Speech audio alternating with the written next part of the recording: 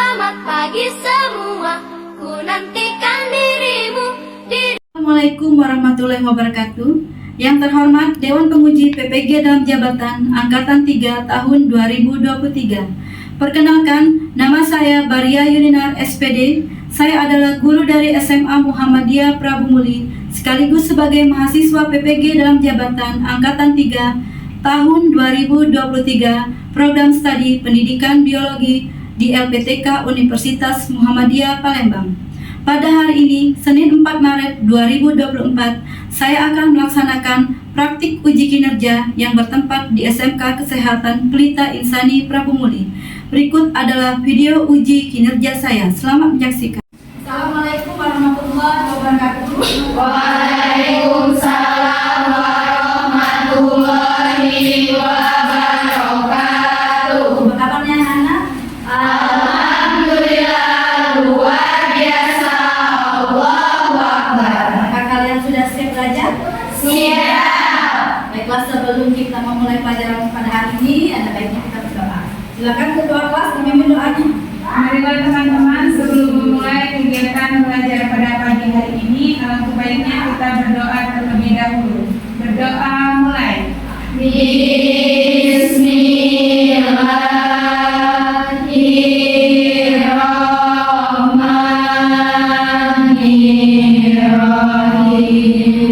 Amin. Semoga belajar hari ini bisa diambil, bisa bermanfaat. Baiklah, Ibu akan mengaksen dulu.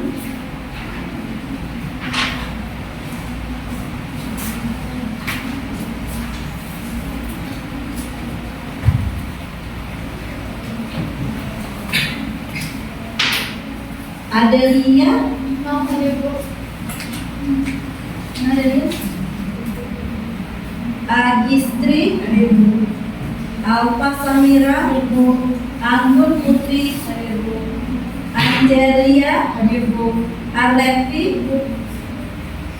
Cindy Natalia, Angel Karisa, Ganesha Gesli, Karisa Ayu, Helen Tiana, Nabila Ainun, Liberta, Nanda Restiana, Nesa Revana, Reva Dwi Lestari. Coba periksa bangku kalian dulu sudah. Pertemuan kemarin minggu yang lalu kita sudah membahas sistem reproduksi lelaki, pria dan wanita. Nah, masih ingat tak apa saja sistem reproduksi pada atau alat kelamin pada wanita? Terdiri dari dua bagian.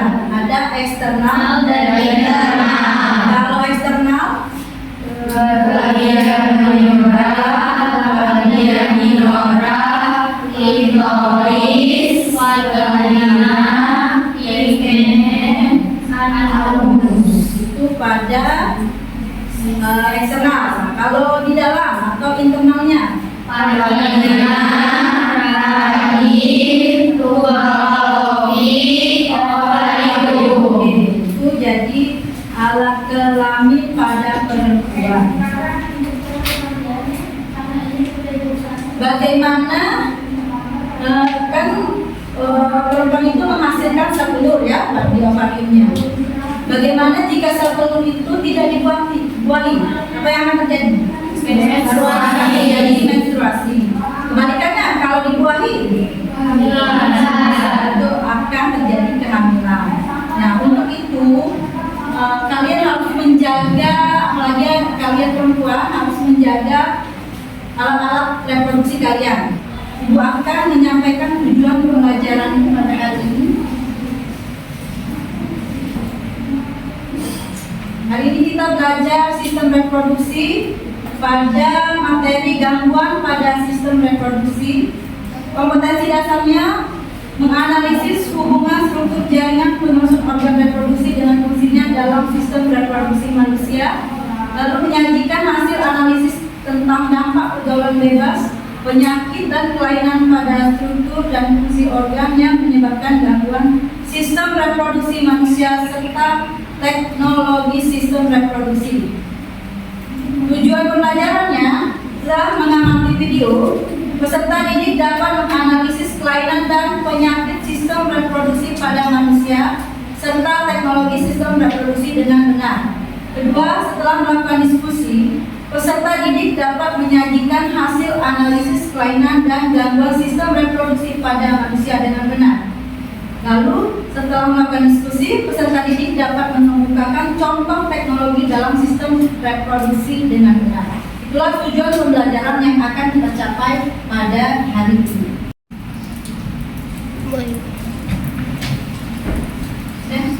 Oke, sekarang kita akan mengadakan prioritas atau tes awal. Silakan siapkan nama sekalian. Ibu akan mengirimkan link melalui Google Form di WA kita.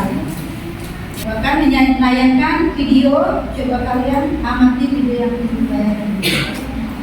Tindakan asusila di kalangan pelajar semakin mengkhawatirkan.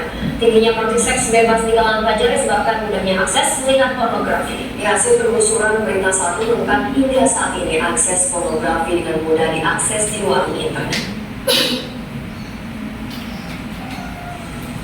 Masyarakat dikejutkan dengan beredarnya video pelajar SMP Jakarta yang melakukan adegan musuh. Adegan itu dilakukan dan direkam secara terang-terangan oleh rekan mereka. Dorongan berbuat mesum dan merekamnya menggunakan gadget oleh pelajar akibat mudahnya pelajar mengakses pornografi. Salah satunya lewat warung internet atau warnet. Penelusuran tim berita satu menemukan pelajar bebas melihat foto-foto dan video porno di salah satu warnet di Jakarta.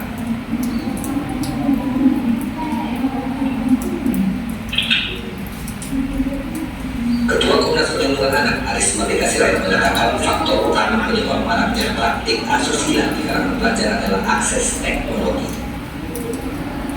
Beberapa negara menerapkan pembatasan akses internet seperti di China, Singapura, dan beberapa negara maju lainnya. Namun di Indonesia, selain masih bebas, minim pendidikan bagaimana mengakses teknologi secara sehat. Makanya sasaran industri .com sekarang ini itu adalah Indonesia, karena Indonesia itu hampir 60% itu pengguna teknologi itu. Yang anehnya 45 juta itu adalah yang membuka situs pornografi di Indonesia. Karena itu kan tidak ada dari Indonesia itu. Artinya dia tidak siap itu pengaruhnya. Selain warnet, pelajar pun dapat mengakses konten pornografi melalui gadget pribadi, baik itu melalui situs tertentu maupun melalui tawaran aplikasi. Seorang pelajar, Tony, bukan nama sebenarnya, mengaku pertama kali melihat video porno melalui warung internet. Ini sih itu juga diajak teman sih Mbak, jadi penasaran gitu bareng-bareng maksudnya di warnet. Memberikan pendidikan seks setelah remaja, apalagi setelah ada masalah, tidak tepat. Karena remaja memiliki energi meluap yang perlu disalurkan. Terjatuhnya remaja pada lubang seksualitas diakibatkan kegagalan orang dewasa mencegah dan memberikan informasi yang tepat serta terbuka kepada anak.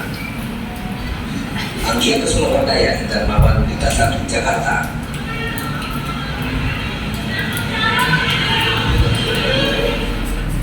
Tindakan asusila di kalangan pelajar. Oke, itulah video tentang seks di kalangan pelajar. Nah, ibu yang ini bertanyakan permasalahan apalah yang terjadi pada saat ini. Silakan apa? Karena yang pertama kurang pengawasan orang tua, yang kedua pengaruh perkembangan, dan yang ketiga efek konten pornografi. Nah, coba penyakitnya.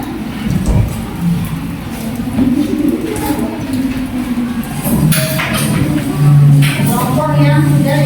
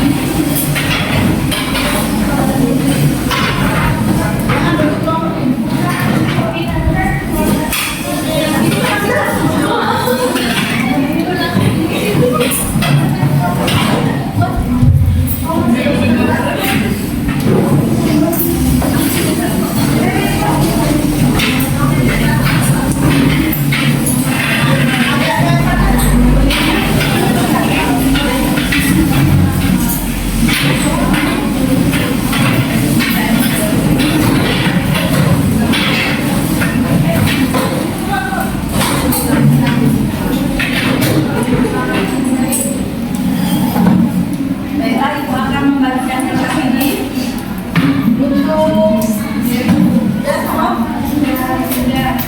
LKPD ini kalian isi yang tidak tahu bertanya kepada ibu. Pada kelompok 1 nanti akan membahas tentang penyakit AIDS.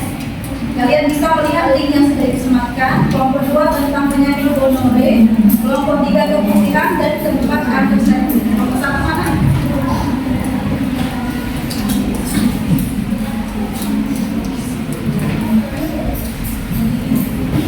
Dua.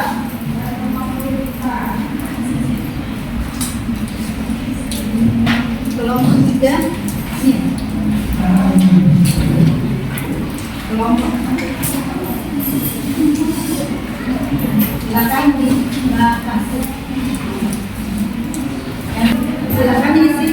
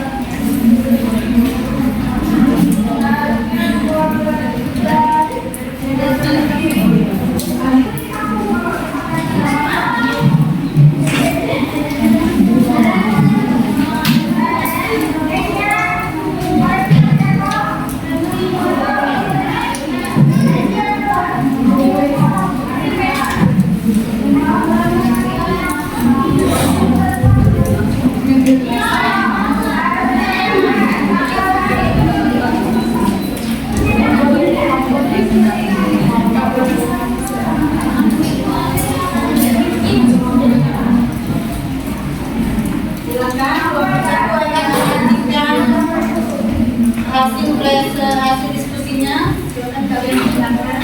Assalamualaikum warahmatullahi wabarakatuh. Kenalkan kami dari Komisi 3 yang akan menjelaskan kami mengenai penyakit AIDS yang akan nantinya dijelaskan oleh dua narasumber kami. Yang pertama yaitu saudari Adelia, saudari Ayu Erlanda,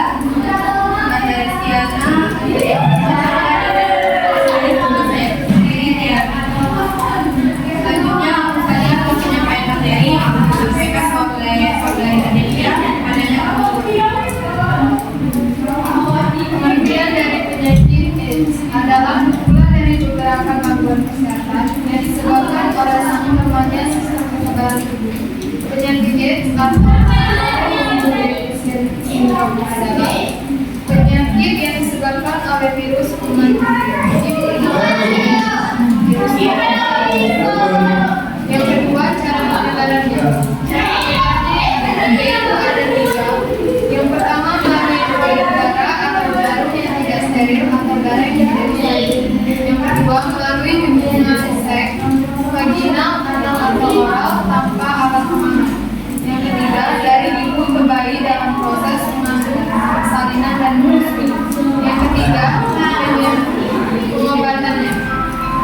Tidak ada obat untuk AIDS, tetapi kepatuhan yang beketat untuk fungsi regimen antiretroviral atau ARV dapat secara dramatis memperlambat pertambahan parahnya penyakit serta mencegah infeksi sekunder dan komplikasi. Yang terakhir, pencegahannya. Pencegahannya ada 3, yaitu 1. Saling berkenalan pasangan atau tidak menggunakan pasangan. Yang kedua, hindari pengguna narkoba terutama melalui jarum suntik atau AIDS. Yang ketiga, edukasi yang benar mengenai cara penularan, pencegahan dan pengobatannya dapat membantu mencegah penularan AIDS di masyarakat. Kemudian penjelasan terdiri dari pertama adalah sering berganti pasangan, melakukan hubungan yang berisiko baik homoseksual maupun kekerasan seksual. Kemudian menggunakan jarum suntik narkoba secara bersamaan. Untuk gejalanya sendiri adalah ada tahap 1. Yang pertama, tidak menimbulkan gejala, tidak akan mengalami nyeri virus seperti flu beberapa minggu setelah infeksi tubuh demam, nyeri tenggorokan, uang, pembengkakan, kelelahan, nyeri atau nyeri. Nah, jalan tapi harus uji badan, harus dan pada tahap infeksi sudah bisa dilakukan tidak kepada orang lain. Daya tahan tidak dapat sehingga tidak sakit dan akan berkelanjutan menjadi AIDS. Jika terus-menerus lebih dari 10 hari, rasa lemas setiap sulit bernafas, diare yang berat, demam dan yang panjang, terjadi infeksi jamur pada tenggorokan, mulut dan vagina yang mengikuti bersama pada kulit, bila nafsu makan, berat badan yang drastis. Selanjutnya, jika teman-teman ada yang bertanya, kami persilakan.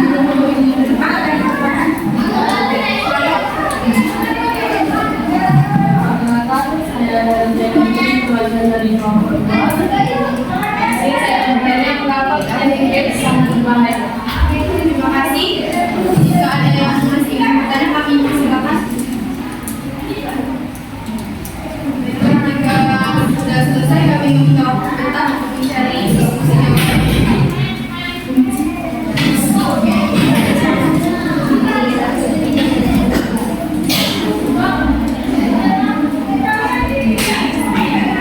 Baiklah, di sini saudari Nanda Estiana akan menjawab pertanyaan dari Nanda. Baik, di sini saya akan menjawab pertanyaan dari Estiana. Karena cara kerja virus ini dengan menyerang sistem kekebalan tubuh dan meningkatkan resiko kanker limfoma dan malignant Hodgkin. Bagaimana saudari Milen, apakah sudah puas dengan jawabannya? Terima kasih. Selanjutnya masuk ke sesi kesimpulan yang akan dibacakan oleh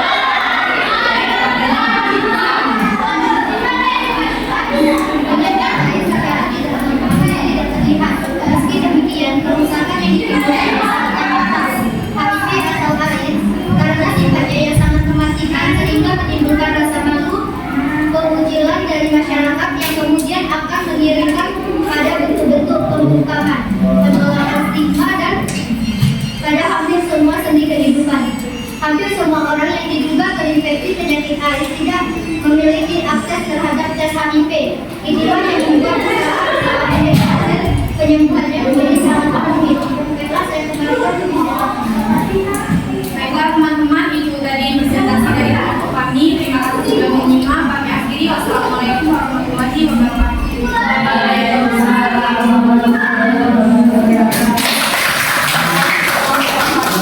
Baiklah, buat yang memberikan sedikit bahwa penyakit ini disebabkan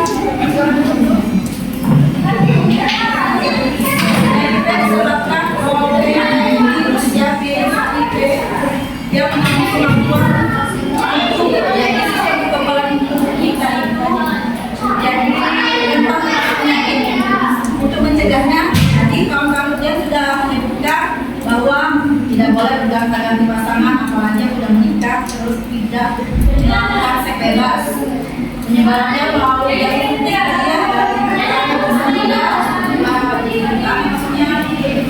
dalam kandungan menyusui atau penyebaran. Oke, sampai sini ada yang bertanyakan? Kalau tidak ada, kita panggil kelompok. Silakan lanjut kelompok.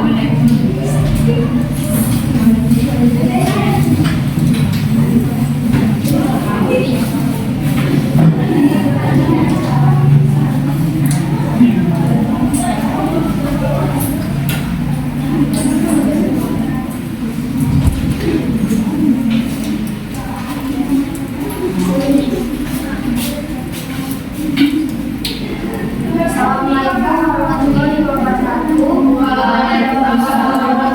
wabarakatuh.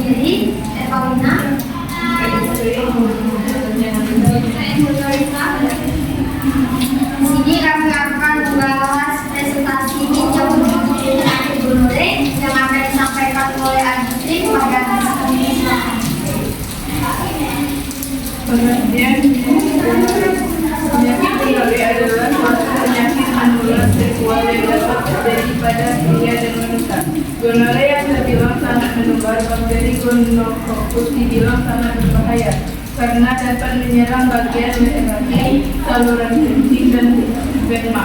Gonorrea paling sering menular pada pasangan yang melakukan hubungan seks secara tradisional, oral atau anal. Penyakit ini juga dapat terjadi akibat hubungan seks bebas tanpa kondom.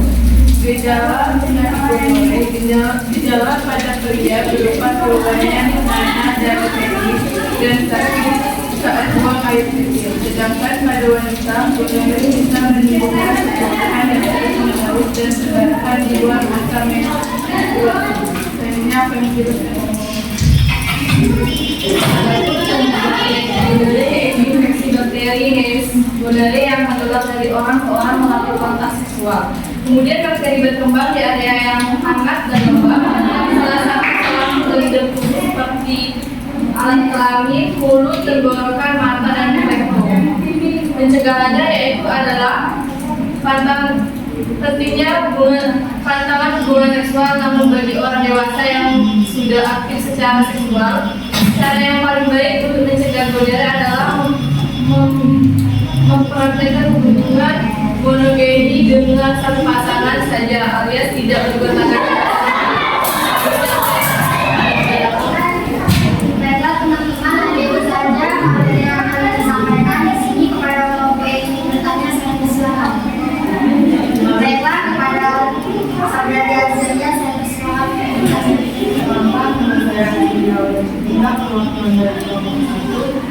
Apa penyebab gonorrea? Baiklah, terima kasih kepada Azalia. Kepada kelompok lain yang ingin bertanya, kami persilakan. Jika tidak ada yang ingin bertanya, maka izinkan kami untuk berdiskusi untuk menjawab pertanyaan.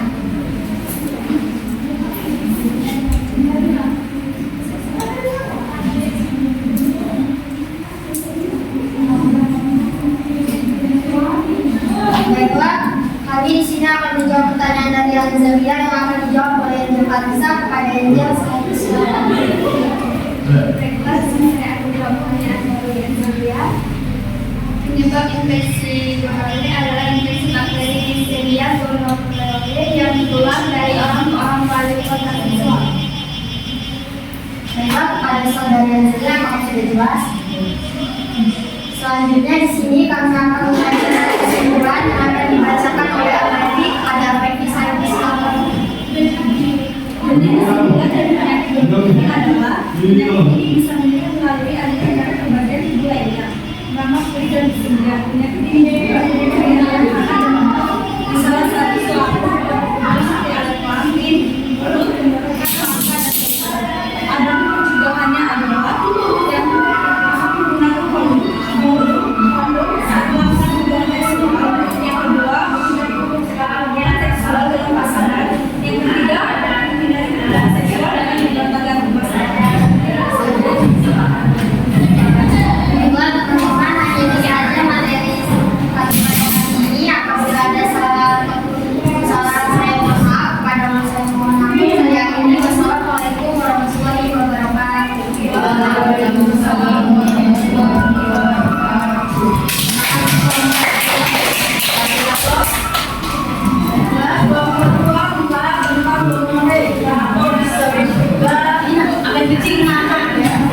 Gonorrea ini sebabkan oleh disebabkan oleh bakteri yang namanya tadi apa? Bakterinya? Neisseria gonorrhoeae. Dia biasanya terjadi pada pria dan wanita. Kalau pada pria dia kelihatannya gejalanya dia pasti kencingnya bernanah. Kalau pada wanita mungkin tidak kelihatan dan menularkan malu tadi sama seperti seks bebas. Dan apabila sudah berpasangan, jangan bergonta-ganti pasangan.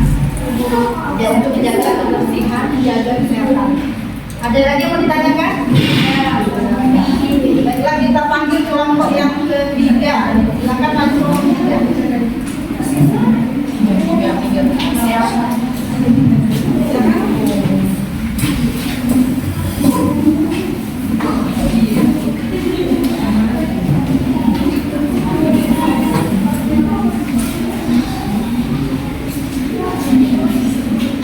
Assalamualaikum warahmatullahi wabarakatuh.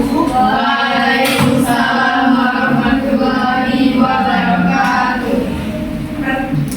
Pertama-tama marilah kita panjatkan atas kehadiran Allah Subhanahu wa taala yang mana kita masih diberi nikmat sehat sempat sehingga kita dapat berkumpul di ruang kelas ini dalam keadaan sehat walafiat. Baiklah, perkenalkan kami dari kelompok 3 yang beranggotakan 5 orang, yaitu saya sendiri Nesa Rifana, Saya Nabila Mustafa. Saya Akan Syafira, saya Sabila Haladia. baiklah di sini kelompok kami akan mempresentasikan materi tentang keputihan yang akan dijelaskan oleh Nabila dan Alfa. Kepada Nabila saya persilakan. Baiklah teman-teman, sebelumnya ada yang tahu tidak apa sih keputihan? Tidak. Baiklah, keputihan itu adalah kondisi ketika lendir, kental atau cairan bening keluar dari vagina. Keputihan itu merupakan cara alami tubuh untuk menjaga kebersihan, kelembapan, serta untuk melindungi organ intim wanita dari infeksi. Adapun penyebab keputihan itu dibagi menjadi 2. Yang pertama itu keputihan normal. Keputihan normal itu adalah kondisi normal yang dialami oleh setiap wanita. Yang kedua itu adalah keputihan tidak normal, yaitu yang dapat disebabkan oleh infeksi jamur, bakteri, dan alasi. Lalu ada gejala keputihan yang normal, yaitu yang pertama tidak berwarna atau berwarna putih. Yang kedua tidak berbau atau tidak mengeluarkan bau menyengat. Yang ketiga meninggalkan bercak kekuningan di celana dalam.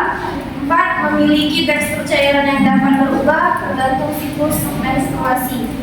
Lalu ada gejala keputihan yang tidak normal, yaitu yang pertama bau menyengat, memiliki warna kekuningan dan keabu-abuan. Yang ketiga jumlahnya cukup banyak, dan yang keempat menyebabkan rasa tidak nyaman dan panas. Selanjutnya akan dijelaskan oleh Alfa Syawira.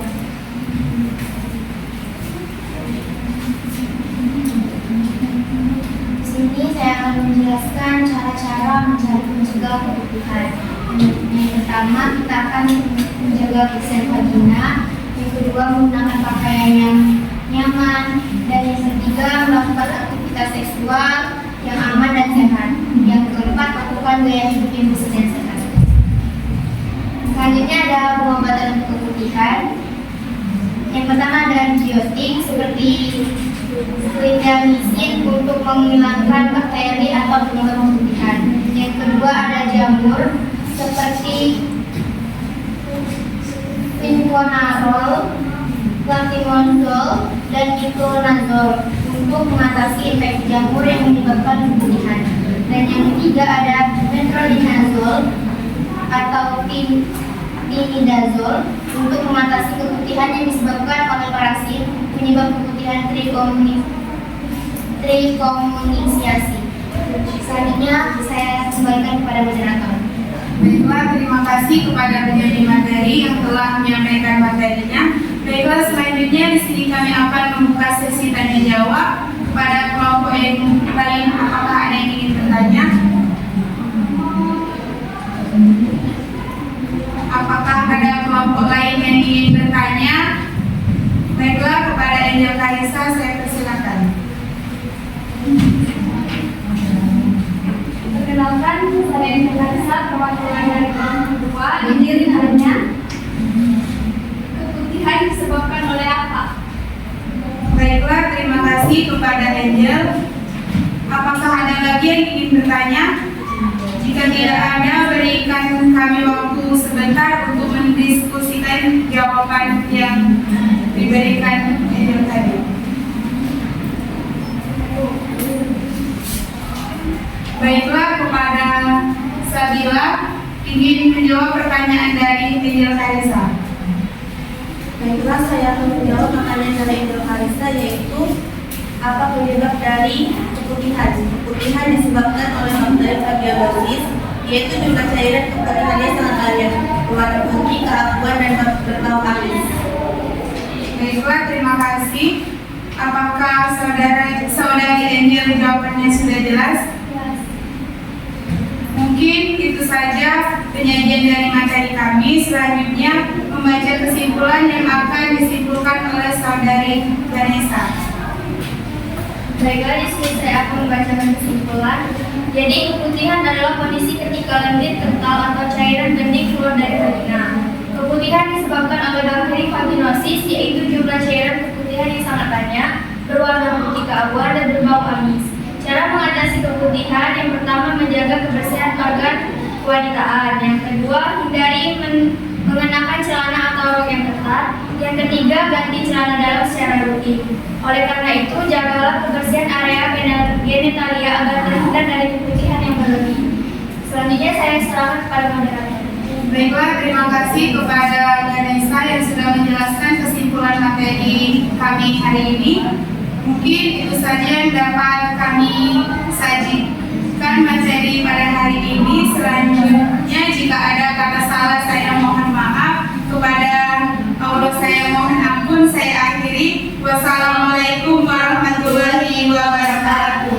Waalaikumsalam warahmatullahi wabarakatuh. Yang telah memberikan presentasi tentang hubungan. Bagi kalian semua cewek ya, jadi pasti pernah mendapati yang namanya keputihan. Nah, jadi keputihan itu adalah cair sebenarnya akan menyimpulkan tentang gangguan pada sistem reproduksi. Ada yang bisa menyimpulkan dari ini? Silakan. Penyakit pada sistem reproduksi, yang pertama ada gonorrea, yang kedua ada AIDS, yang ketiga keputihan, yang keempat ada hepatitis. Upaya menjaga sistem reproduksi: yang pertama, hindari melakukan hubungan seksual dengan lebih dari satu orang. Yang kedua, rutin menjaga kebersihan organ intim. Yang ketiga, selalu menggunakan alat pengaman saat berhubungan intim. Yang keempat, vaksinasi. Oke, siapkan HP-nya lagi.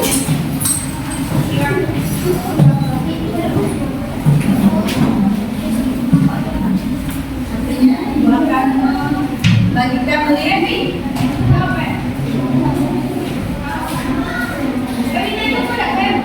tentang sistem reproduksi dan kita mengadakan proses atau tes ADN.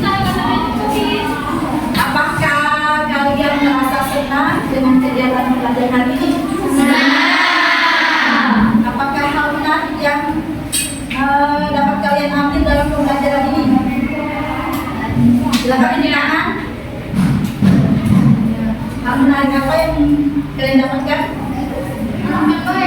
Dapat banyak pengetahuan tentang penyakit-penyakit pada ekonomi. Ya, dapat mengetahui bahwa kalian dapat mengetahui penyakit tentang sistem reproduksi.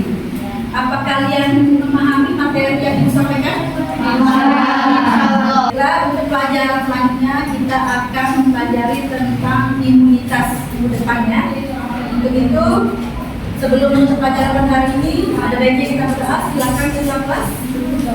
Baiklah teman-teman, untuk mengakhiri pelajaran pada hari ini, alangkah baiknya kita berdoa terlebih dahulu. Berdoa mulai. Bismillahirrahmanirrahim. Amin. Terima kasih ketua kelas. Baiklah, itu akhiri pelajaran hari ini dengan mengucapkan Assalamualaikum warahmatullahi wabarakatuh. Waalaikumsalam warahmatullahi wabarakatuh.